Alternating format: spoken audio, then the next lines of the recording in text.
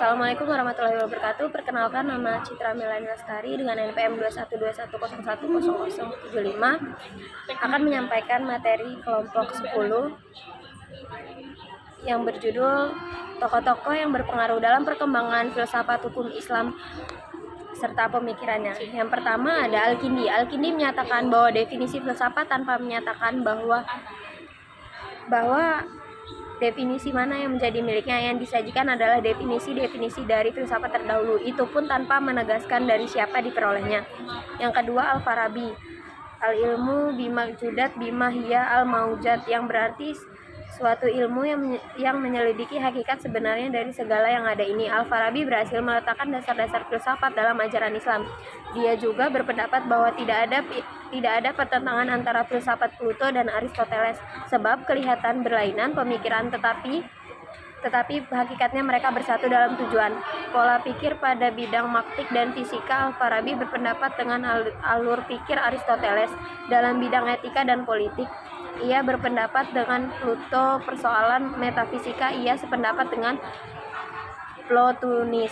Yang ketiga Ibnu Sina. Ibnu Sina dalam filsafat mengusahakan memadukan filsafat dan agama. Menurut Nabi dan filsafat menerima kebenaran dari sumber yang sama, yakni malaikat Jibril yang disebut akal 10 atau okulatif. Yang keempat Al-Razi. Metode pemikirannya adalah bersistem pengembangan daya intelektual. Apabila ada seorang murid bertanya, maka pertanyaannya itu tidak langsung dijawab, melainkan dilemparkan kembali kepada murid-murid yang lainnya, yang berbagi kepada beberapa kelompok. Beliau juga membahas mengenai filsafat 5 kekal atau Al-Qadim. Yang kelima Al-Razi. Metode pemikiran adalah bersistem pengembangan daya intelektual. Apabila ada seseorang murid bertanya, maka pertanyaan itu tidak langsung dijawabnya, melainkan dilempar kembali kepada murid lainnya yang terbagi kepada beberapa kelompok. Beliau juga membahas mengenai filsafat 5 kekal. Yang keenam Ikhwan Al-Syafa. Beliau menyatakan bahwa filsafat itu bertingkat-tingkat, yaitu cinta ilmu, mengetahui hakikat wujud-wujud menurut kesanggupan manusia, berkata dan berbuat sesuai dengan ilmu. Dapat disimpulkan bahwa golongan Akhwan Nusafa tidak membagi filsafat amalan melainkan bagian amalan ini keseluruhannya dimasukkan ke dalam bagian ketuhanan. Di samping itu mereka juga memasukkan politik, kenabian, dan ilmu keakhiratan pada partikel.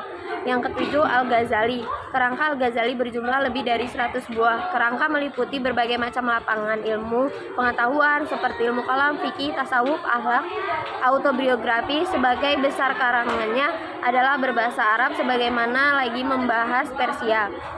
Yang kedelapan Ibnu Baja adalah ahli yang menyadarkan pada teori, praktikum, matematika, astronomi, musik, mahir ilmu pengobatan, dan studi-studi spektakuler seperti logika, filsafat alam, dan metafisika, sebagaimana yang dikatakan Debord dalam The History of. Yang kesembilan Ibnu Tufail tentang dunia.